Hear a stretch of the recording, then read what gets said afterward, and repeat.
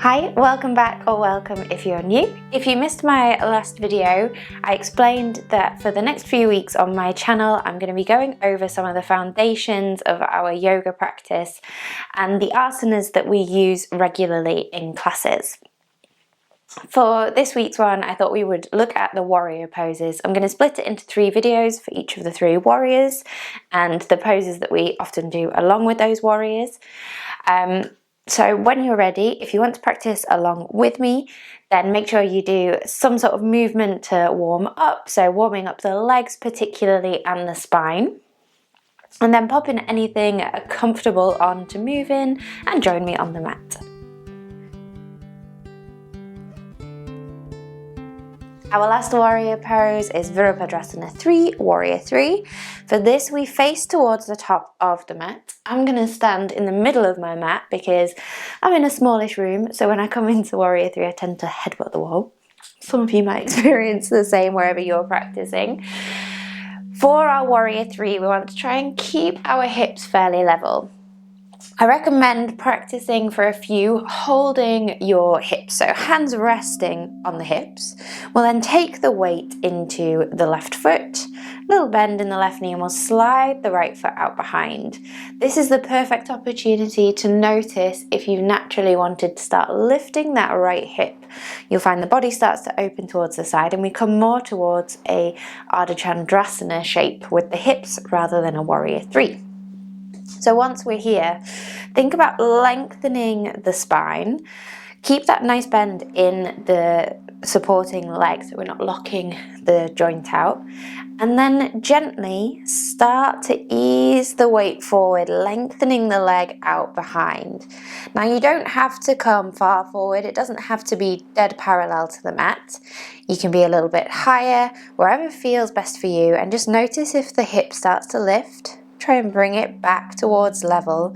We want to think about a line of energy from that back heel all the way up the leg, through the back to the crown of the head.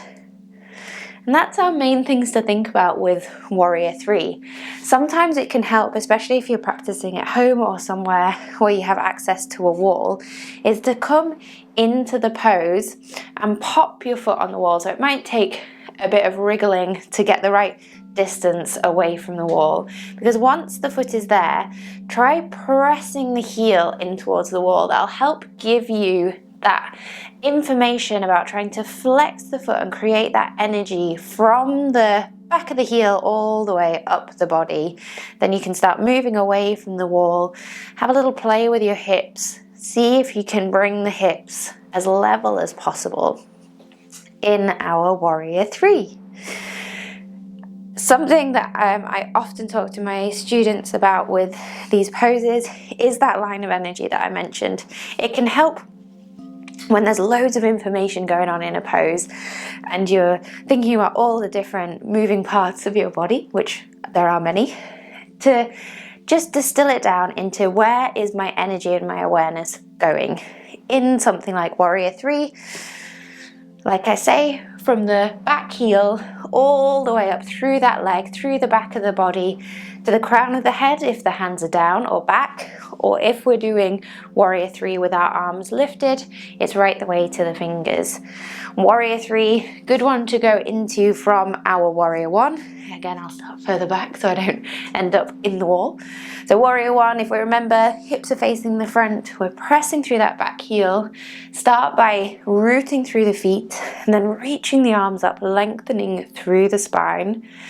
Then as we come into our warrior 3, we want to start by bringing the weight forward. Really lengthen. Imagine you're going to reach to something out there in front of you. That will start that line of energy through the back body.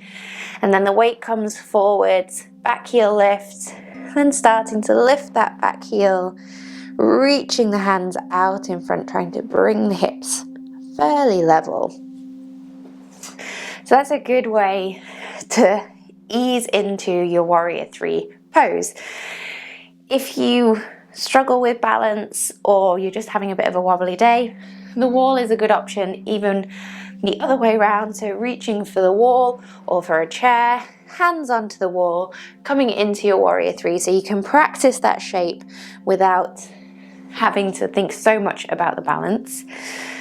And the last thing I'd like to talk about is your back foot. Like I said, you can use the wall, pushing the foot into the wall, but when you don't have the wall, really think about flexing that foot. So when we're in Warrior Three, flexing the foot not only helps to keep the hips nice and straight, because our toes can then point down towards the ground, and you'll notice more if the toes are turned out when the foot is flexed.